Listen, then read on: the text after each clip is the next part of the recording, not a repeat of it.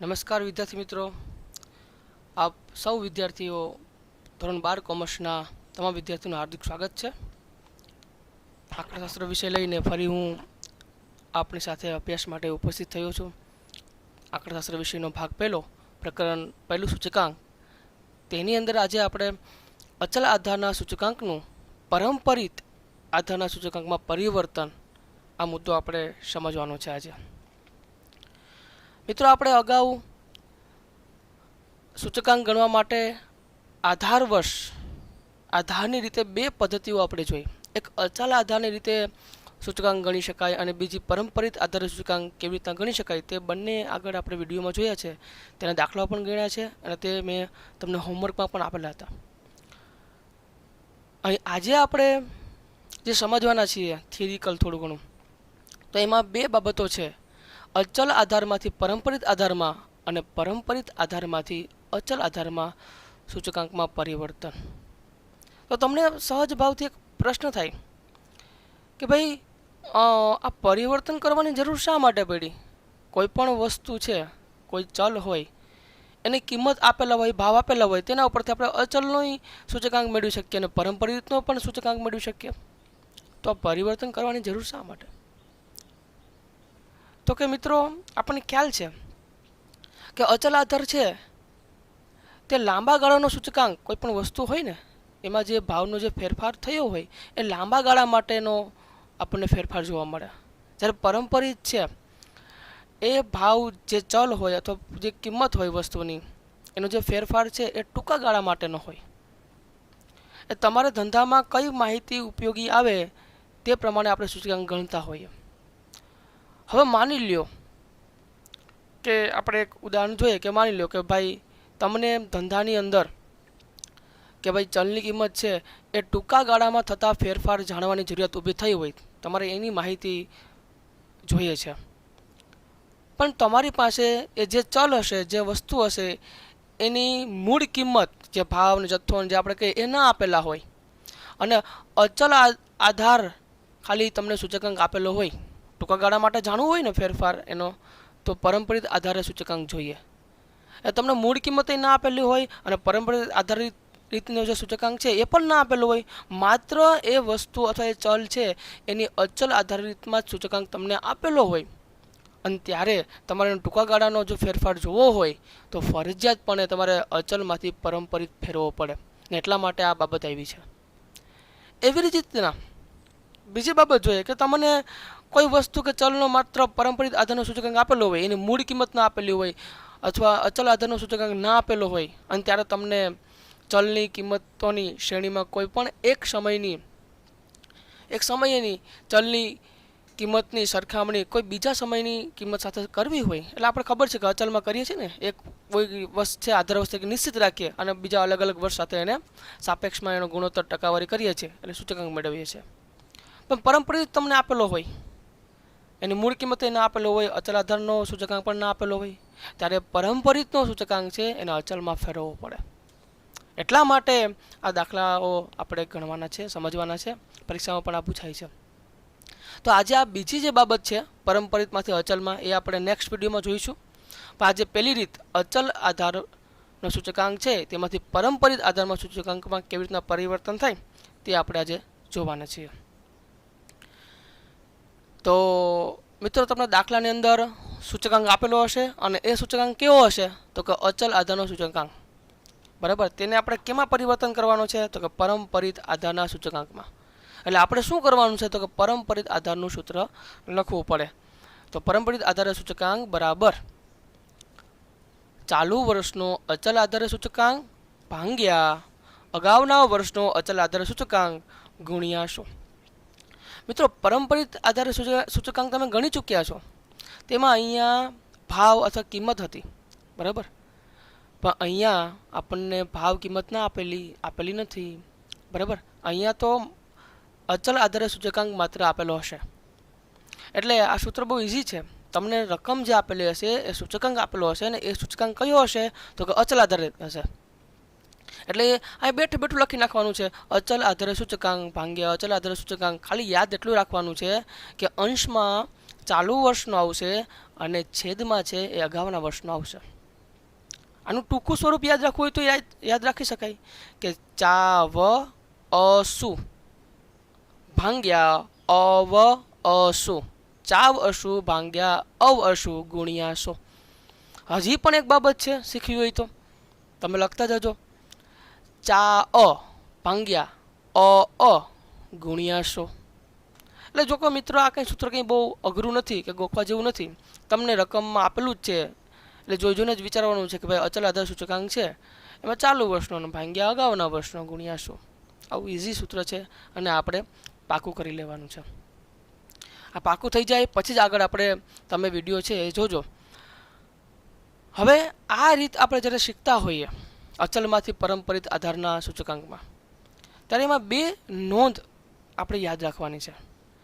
પહેલી બાબત, જો આધાર વર્ષનો ઉલ્લેખ કરવામાં ના આવ્યો હોય તો પ્રથમ વર્ષ માટેનો પરંપરિત સૂચકાંક છે 100 રહી. બરાબર, રકમની અંદર આધાર વર્ષનો ઉલ્લેખ કરવામાં ન આવ્યો હોય ને તો પ્રથમ વર્ષનો સૂચકાંક છે 100 લેવો. અને બીજી બાબત, બીજી નોંધ કે જો આધાર વર્ષનો ઉલ્લેખ કરવામાં આવ્યો હોય તો પ્રથમ વર્ષનો જે અચલ આધારનો સૂચકાંક છે એ જ પરંપરિતનો આધારનો સૂચકાંક તરીકે એ લખી નાખવાનો બેઠે બેઠો. આ બંને બાબતના હું આગળ દાખલા તમને ગણાવવાનો છું, બંને નોંધનો. પહેલાં આપણે પહેલી નોંધનો દાખલો ગણશું, પછી બીજી નોંધનો દાખલો ગણશું, એટલે તમને વધારે ધ્યાનમાં આવશે અને સમજાઈ જશે. તો આપણે સ્વાધ્યાય 1.2નો ત્રીજો દાખલો લઈએ. તો અમદાવાદના ઔદ્યોગિક કામદાર માટે વર્ષ 2015ના જાન્યુઆરી માસથી ઓક્ટોબર માસના ખોરાકના અચલ આધારે સૂચકાંકની નીચે મુજબ માહિતી આપણને આપેલી છે અને તે પરથી પરંપરિત આધારે સૂચકાંક ગણો. અહીંયા તમને જે મિત્રો ખાસ યાદ રાખજો, અહીં સમય છે, અહીંયા વર્ષ હોય ને માસ હોય, આ સમય હોય અહીંયા. અને નીચે તમને ખોરાકનો સૂચકાંક આપ્યો છે, પણ એ સૂચકાંક કેવો છે તો કે અચલ આધારે છે. મિત્રો એક વાત ખાસ નોંધ લેવા જેવી છે, તમને અહીંયા સ્પષ્ટતા ના કરી હોય અચલ આધારે અને અહીંયા પણ સ્પષ્ટતા ના કરી હોય, અહીંયા છે જ નહીં લખેલું, પણ અહીંયા લખેલું છે કે આ સૂચકાંક છે અચલ આધારિત છે. પણ તમારે ગોતવાનું શું છે, શું મેળવવાનું છે તો કે પરંપરિત આધાર સૂચકાંક ગણવાનો છે. તો આ સૂચકાંક હંમેશા અચલ જ હોય. હવે માની લો કે અહીંયા તમને અચલ આધારિત ગોતવાનું કીધું હોય અને કંઈ સ્પષ્ટતા ન કરી હોય તો આ સૂચકાંક કેવો હોય, પરંપરિત હોય. ખાસ યાદ રાખજો. એટલે અહીંયા હવે બીજી બાબત આપણે જોઈએ, બે નોંધ છે આ પદ્ધતિમાં. તો અહીંયા તમને ક્યાંય પણ આધાર વર્ષનો કોઈ ઉલ્લેખ કરવામાં આવ્યો છે કે આધાર વર્ષ તરીકે અથવા આધાર તરીકે અહીંયા આ વર્ષ, અહીં સોરી વર્ષ નથી માસ છે, એટલે કોઈ માસ લેવાનો છે આધાર તરીકે, કોઈ વાત કરી જ નથી, અહીંયા સ્પષ્ટતા કરી જ નથી. એટલા માટે પહેલા માસનો જે આપણે પરંપરિતનો સૂચકાંક ગણશું તે શું કરશું, 100 મૂકી દઈશું. આધાર વર્ષનો ઉલ્લેખ કરવામાં નથી આવ્યો એટલે 100 લઈ લેવાના. જો ઉલ્લેખ કરવામાં આવ્યો હોય તો અહીંયા 271 જ લેવા પડે, પણ અહીંયા કેટલા આપણે લઈશું, 100, કારણ કે અહીંયા કોઈ ઉલ્લેખ કરવામાં આવ્યો નથી. આગળ જોઈએ આપણે. તો ખાસ યાદ રાખીએ, દર વખતેની જેમ જ આ માસ સમય છે એ પહેલાં આપણે લખી નાખવાનું છે પહેલા ખાનામાં. બીજા દ્વિતીય જે ખાનું છે તેની અંદર ખોરાકનો અચલ આધાર સૂચકાંક છે એ આપણે લખશું. બરાબર. અને ત્રીજામાં જે આપણે મેળવવાનું છે, જે શોધવાનું છે પરંપરિત આધારે સૂચકાંક, બરાબર, તે આપણે એનું સૂત્ર લખશું અને ગણતરી કરશું. હવે માની લો કે આ જાન્યુઆરી માસ છે એનો આપણે અચલ આધાર સૂચકાંક આપેલો છે, એને આપણે પરંપરિત આધારમાં ફેરવીએ તો ચાલુ વર્ષનો અચલ આધાર સૂચકાંક કેટલો છે તો કે ભાઈ 271. અગાઉના વર્ષનો જાન્યુઆરી માસ પહેલાંનો તો કે નથી, બરાબર, ડિસેમ્બરનો તો એ નથી, અથવા આપણે આધાર વર્ષને કંઈ ઉલ્લેખ નથી કર્યો આ લોકોએ તો ગણતરી ન થાય ને. એટલા માટે જ્યારે પણ અહીંયા કોઈ સ્પષ્ટતા નથી કરી આધાર વર્ષની કે આધાર વર્ષ કે આ માસ લેવો એવી સ્પષ્ટતા નથી કરી એટલે 100 અહીંયા એમને મૂકી દેવાના છે. ઓકે, યાદ રહી ગયું મિત્રો. આગળ હવે ફેબ્રુઆરી માસનો આપણે અહીંયા અચલ આધારનો સૂચકાંક આપ્યો છે અને પરંપરિતમાં પરિવર્તન કરીએ. તો સૂત્ર મુજબ ચાલુ વર્ષનો અચલ આધારે સૂચકાંક ફેબ્રુઆરી માસનો જે ગણીએ છીએ તો એ ફેબ્રુઆરી માસનો ગણીએ છીએ તો એ માસનો સૂચકાંક છે 270. તો આપણે લખીએ 270. પછી ભાગાકાર, તો ભાગા કરવા, ભાગ્યામાં અંશમાં આવશે, છેદમાં આવશે અગાઉના વર્ષનો અચલ આધારે સૂચકાંક, તો અગાઉના વર્ષનો ફેબ્રુઆરી માસ છે એના અગાઉનો માસ, બરાબર, તો કયો છે, તો કે જાન્યુઆરી. મિત્રો અહીંયા માસ છે તો અહીંયા માસ લખી નાખવું જોઈએ આપણે, બરાબર. વર્ષ હોય તો વર્ષ લખવાનું. તો અગાઉના માસનો, જાન્યુઆરી માસનો અગાઉનો માસ થયું છે આપણા માટે અહીંયા ફેબ્રુઆરી માટે. તો અગાઉનું છે એ 271 છે, તો ભાગ્યા 271 ગુણ્યા 100 બરાબર 99.63. એવી રીતે માર્ચનું લઈએ. ચાલુ વર્ષનો સૂચકાંક કેટલો છે અચલનો? 268 ભાગ્યા અગાઉના વર્ષનો 270 ગુણ્યા 100, તો તેનો જવાબ આવે છે 99.26. મિત્રો ખાસ ધ્યાન રાખજો, અહીંયા તમારા ડેસિમલ ઘણા બધી કેલ્ક્યુલેટરમાં આવતા હશે, એમાંથી 2 ડેસિમલ લેવાના છે, અને 2 ડેસિમલમાં ક્યાં એક વધે ને ક્યાં નથી વધતો એ પણ મેં તમને અગાઉના વિડીયોમાં કીધું છે, એટલે એમાં ભૂલ ન થાય પોઈન્ટમાં, એની કાળજી લેવી. પછી એપ્રિલ માસનો આપણે અચલ સૂચકાંક આપેલો છે એને આપણે પરંપરિતમાં ફેરવીએ. તો ચાલુ માસનો, બરાબર, 268 અગાઉના માસનો ભાગ્યા 268 ગુણ્યા 100 બરાબર 100 આવશે. પછી મે માસનો 278 ભાગ્યા 268 ગુણ્યા 100 બરાબર 103.73 જવાબ આવશે. જૂન માસનો ગણીએ તો ચાલુ માસનો અચલ આધાર સૂચકાંક કેટલો છે? 283 ભાગ્યા અગાઉના માસનો અચલ આધાર સૂચકાંક 278 ગુણ્યા 100 બરાબર 101.80. બહુ ઇઝી છે. ચાલુ માસનો ભાગ્યા અગાઉના માસનો, બરાબર. 283 ભાગ્યા અગાઉના માસનો 283 ગુણ્યા 100 બરાબર 100. ઓગસ્ટનો ગણીએ, ચાલુ માસનો 293 ભાગ્યા અગાઉના માસનો 283 ગુણ્યા 100 બરાબર 103.53. હવે તમને આવડી ગયું હશે, બરાબર. એ જ રીતે આગળ ચાલુ માસનો અહીંયા 293 છે, અગાઉના માસનો પણ 293 છે ગુણ્યા 100, એનો જવાબ આપણે સૂચકાંક મળે છે પરંપરિત આધારનો 100. નેક્સ્ટ જોઈએ છેલ્લું ઓક્ટોબરનું, તો 299 ભાગ્યા 293 ગુણ્યા 100, એનો જવાબ આવે છે 102.05. તો આ દાખલો તમને હવે સમજાઈ ગયો હશે. પણ અહીંયા મિત્રો પહેલી બાબત જ્યારે આવે ને ત્યારે ધ્યાન રાખવાની છે કે આધાર વર્ષ ન આપેલું હોય ત્યારે અહીંયા 100 મૂકવા.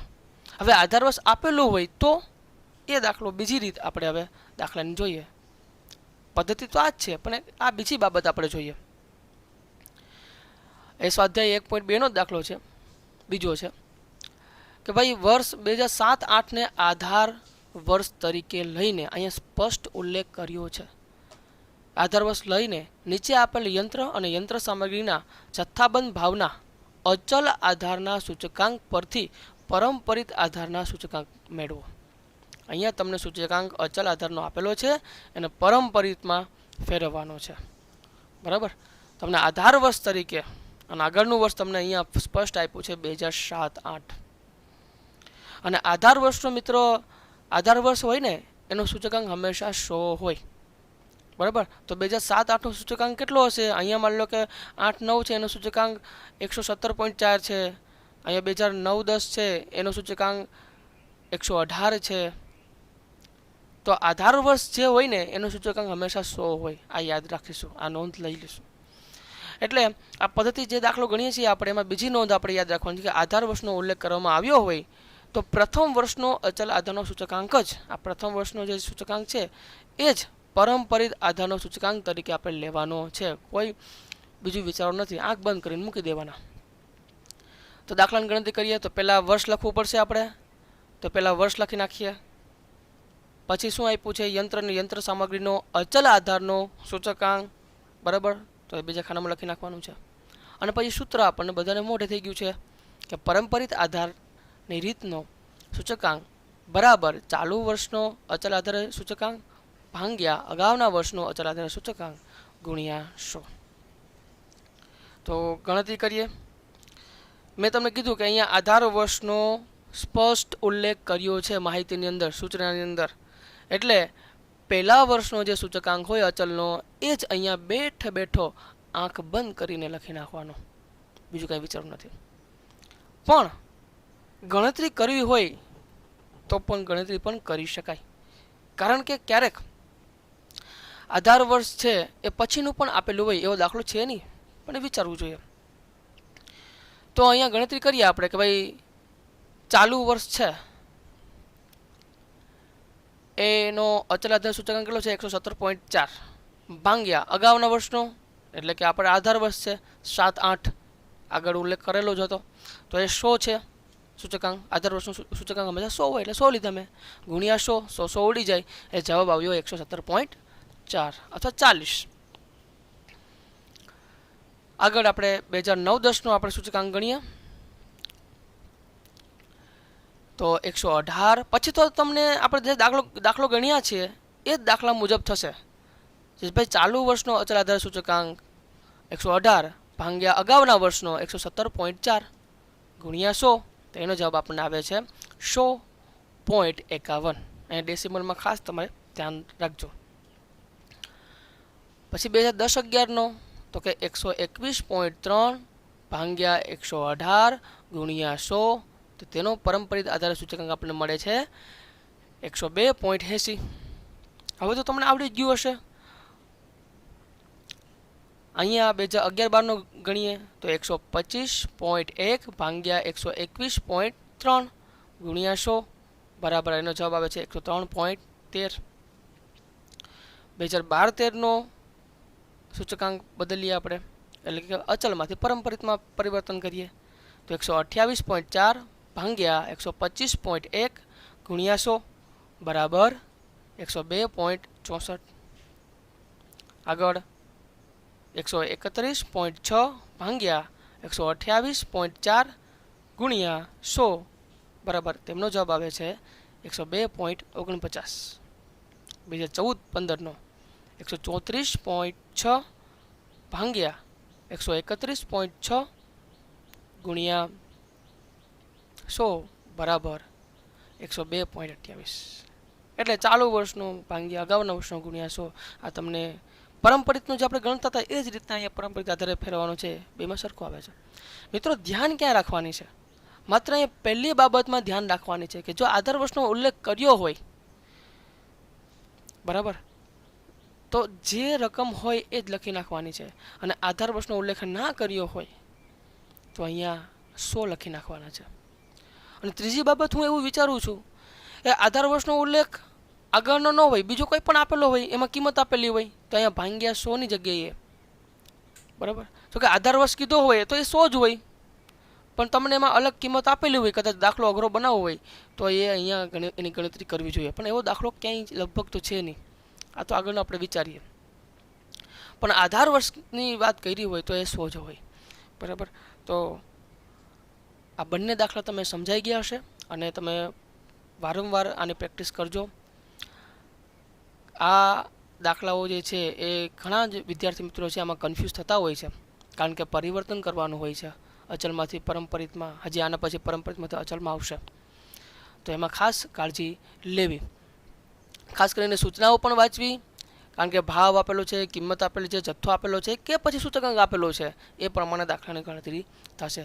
તો આજનું હોમવર્ક જોઈએ, તેમાં દાખલો એક 9મો આપણો જે સ્વાધ્યાય છે મેન, એમાં 9મો દાખલો છે, પછી ઉદાહરણ 8 અને ઉદાહરણ 9 છે. એ ત્રણેય આપણે જરાક જોઈ લઈએ કે ભાઈ પહેલું જોઈએ કોઈ એક કંપનીના શેરના જાન્યુઆરી 2014ને આધારે, જો અહીંયા કીધું છે 2014ને આધારે ગણવાનું છે, આધાર વર્ષનો અહીંયા સ્પષ્ટ ઉલ્લેખ કરવામાં આવ્યો છે. જુદા જુદા માસના સરેરાશ બંધ ભાવો અંગેના સૂચકાંક નીચે મુજબ છે અને તેના પરથી આપણને પરંપરિત આધાર સૂચકાંક ગણવાનું છે.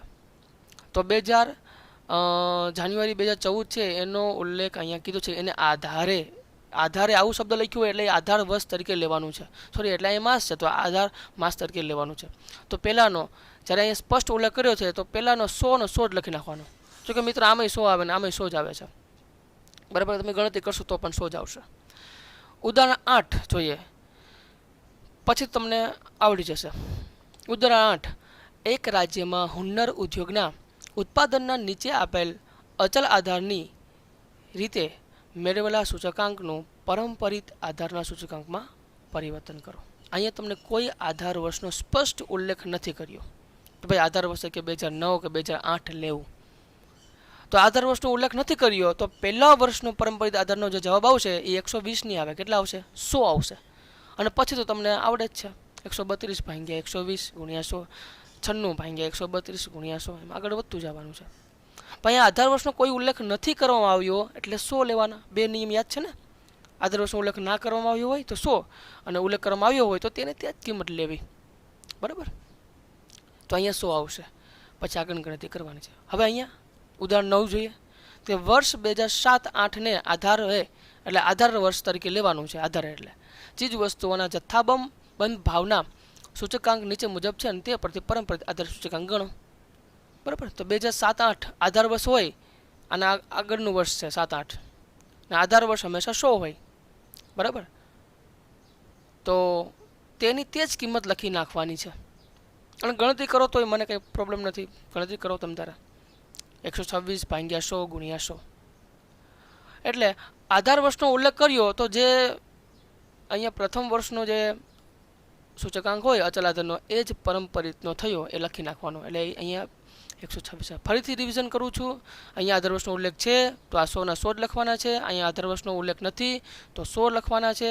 અહીંયા આધાર વર્ષનો ઉલ્લેખ છે તો 126 જ લખવાના છે. ટૂંકમાં આધાર વર્ષનો ઉલ્લેખ ન હોય તો 100 લેવાના છે પહેલા વર્ષનો સૂચકાંક, અને આધાર વર્ષનો ઉલ્લેખ હોય તો તે જે સૂચકાંક હોય તે જ જે કાંઈ હોય એ સૂચકાંક તો એ લખી નાખવાની છે. હવે મિત્રો આગળ આપણે પરંપરિતમાંથી અચલ આધારિતમાં સૂચકાંક કેવી રીતના પરિવર્તન થાય તે આપણે નેક્સ્ટ વિડીયોમાં જોઈશું. Thank you. આભાર.